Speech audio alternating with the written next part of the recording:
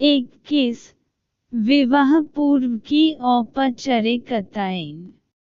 विवाह पूर्व की औपचारिकताएं। महाराज जनक के कनिष्ठ भ्राता कुशध्वज संकश्यपुरी में रहकर राज्य का प्रबंध किया करते थे। सीता के विवाह का समाचार पाकर महाराज वे भी संकश्यपुरी से मिथिला आ गए। अपने अग्रज महाराज जनक तथा गुरु शतानंद जी को प्रणाम करने के पश्चात वे बोले, हे भ्राता, अयोध्यापति पधार चुके हैं, इसलिए अब विवाह संबंधी कार्यों का शुभारंभ कर देना चाहिए। इस पर जनक जी ने शतानंद जी से कहा, हे गुरुवर, भाई कुशध्वज के कहने के अनुसार हमें शुभ रीतियों और विधि विधानों के अनुसार कार्य प्रारंभ करना चाहिए। अतः अब शीघ्र जाकर अयोध्यापति महाराज दशरथ को राजकुमारों सहित आदरपूर्वक यहाँ लिवलाइए। शतानंद जी जनवसे में महाराज दशरथ के पास पहुँचे और उनसे आदरपूर्वक बोले, महाराजाधिराज, मिथिला नरेश महाराज जनक अपने कनिष्ठ भ्राता कुशध्वज, परिजनों एवं समस्त मंत्रियों के साथ आपके दर्शनों के लिए उत्सुक हैं और अपने दरबार में आपकी प्रतीक्षा कर रहे हैं। इसलिए आप अपने मंत्रियों सहित पधार कर उन्हें कृतार्थ कीजिए। राजा जनक का संदेश पाकर राजा दशरथ गुरु वशिष्ठ, मंत्रियों एवं राजकुमारों के साथ वहां पहुँचे जहाँ राजा जनक उनकी प्रतीक्षा कर रहे थे। मिथिलापति ने खड़े होकर उन सबका स्वागत किया और उन्हें बैठने के लिए यथोचित स्थान प्रदान किया। जब सब अपने अपने स्थानों पर विराजमान हो गए, तो इक्ष्वाकु वंश के गुरु वशिष्ठ जी ने राजकुमारों का गोत्र पढ़ना प्रारंभ किया, जो इस प्रकार था। आदि रूप स्वयंभू ब्रह्म जी से मरीचि का जन्म हुआ। मरीचि के पुत्र कश्यप हुए। कश्यप के विवस्वान और विवस्वान के विवस्वत मनु हुए। विवस्वत मनु के पुत्र इक्ष्वाकु हुए। इक्ष्वाकु ने अयोध्या को अपनी राजधानी बनाया और इस प्रकार इक्ष्वाकु कुल की स्थापना की। इक्ष्वाकु के पुत्र कुक्षी हुए। कुक्षी के पुत्र का नाम विकुक्षी था। विकुक्षी के पुत्र बाण और बाण के पुत्र अनरण्य हुए। अनरण्य से पृथु और पृथु से त्रिशंकु का जन्म हुआ। त्रिशंकु के पुत्र धुंधुमार हुए। धुंधुमार के पुत्र का नाम युवनाश था। युवनाश के पुत्र मंधत हुए और मंधत से सुसंधि का जन्म हुआ। सुसंधि के दो पुत्र हुए, ध्रुवसंधि एवं प्रसेनजित।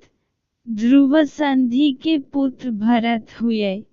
भरत के पुत्र असित हुए और असित के पुत्र सगर हुए। सगर के पुत्र का नाम असमंज था। असमंज के पुत्र अंशुमन तथा अंशुमन के पुत्र दिलीप हुए। दिलीप के पुत्र भगीरथ हुए।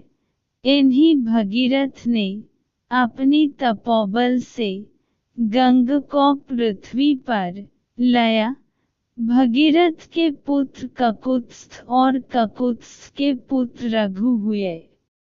रघु के अत्यंत तेजस्वी और पराक्रमी नरेश होने के कारण उनके बाद इस वंश का नाम रघुवंश हो गया। रघु के पुत्र प्रवृद्ध हुए जो एक शाप के कारण राक्षस हो गए थे। इनका दूसरा नाम कल्मषपात था। प्रवृद्ध के पुत्र शंखन और शंखन के पुत्र सुदर्शन हुए। सुदर्शन के पुत्र का नाम अग्निवर्ण था। अग्निवर्ण के पुत्र शीघ्रग और शीघ्रग के पुत्र मरु हुए। मरु के पुत्र प्रशुश्रुक और प्रशुश्रुक के पुत्र अम्बरीश हुए। अम्बरीश के पुत्र का नाम नहुष था। नहुष के पुत्र ययति और ययति के पुत्र नभग हुए। नभग के पुत्र का नाम आज था। आज के पुत्र दशरथ हुए और दशरथ के ये 4 पुत्र रामचंद्र, भरत, लक्ष्मण तथा शत्रुघ्न हैं।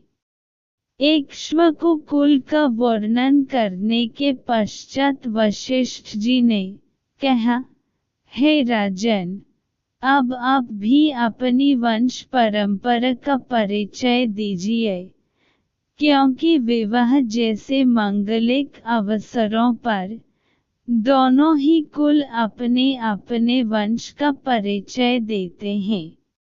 महाराज जनक बोले, महर्षि, आपने सर्वथा उचित बात कही है। अब मैं भी अपने कुल का परिचय देता हूँ। प्राचीन काल में निमि नामक एक धर्मात्मा राजा थे। उनके मिथि नामक पुत्र हुआ जिन्होंने मिथिला बसाई। मिथि के पुत्र का नाम जनक था। उन्हीं के नाम पर मिथिला के राजा लोग जनक कहलाते हैं। जनक के पुत्र उदवसु और उदवसु के पुत्र नंदिवर्धन हुए। नंदिवर्धन के पुत्र का नाम शूरवीर था। शूरवीर के पुत्र सुकेतु और सुकेतु के पुत्र देवरथ हुए। देवरथ के पुत्र का नाम बृहद्रथ था।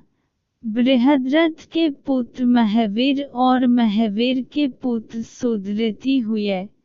सुदृति के पुत्र का नाम धृष्टकेतु था। धृष्टकेतु के पुत्र हर्यश्व और हर्यश्व के पुत्र मरु हुए। मरु के यहाँ प्रतिंधक की उत्पत्ति हुई। प्रतिंधक के पुत्र कीर्तिरथ। कीर्तिरथ के पुत्र देवमीर। देवमीर के पुत्र विबुध और विबुध के पुत्र महेंद्रक हुए। महेंद्रक के पुत्र का नाम कीर्तिरथ था। कीर्तिरथ के पुत्र महरोमा। महरोम के पुत्र स्वर्णरोम और स्वर्णरोम के पुत्र हृस्वरोम हुए। हृस्वरोम के 2 पुत्र हुए। उनमें से बड़ में हुन और मुझसे छोटा कुशध्वज है। हम दोनों भाई इसी प्रदेश में रहकर राजकाज संभलते थे।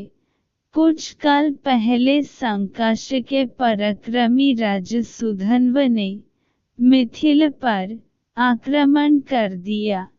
वह चाहता था कि मैं सीता का विवाह उसके साथ कर दूं। मैंने उसकी मांग पूरी नहीं की, इसलिए उसके साथ मेरा युद्ध हुआ जिसमें सुधन्व मेरे हाथ से मारा गया। तब से मेरा कनिष्ठ भ्राता कुशध्वज संकाश पर शासन करता है और मैं मिथिला पर।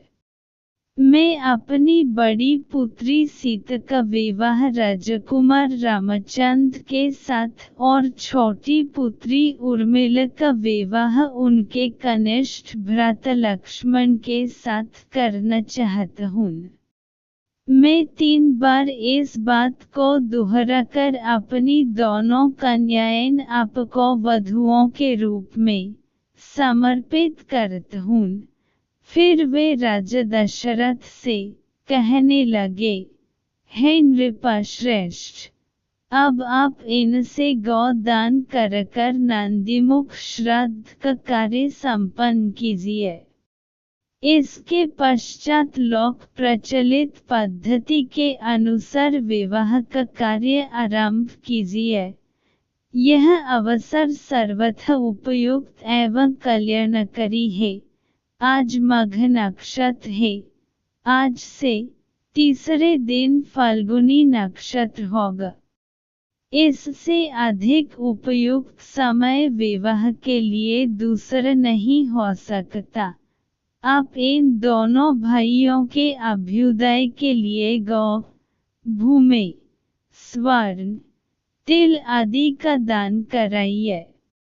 राजा जनक के कथन समाप्त होने पर महामुनि विश्वामित्र बोले, हे राजन, आप और राजा दशरथ दोनों के ही कुल पूर्णतया धर्मपरायण, कीर्तियुक्त एवं समान है।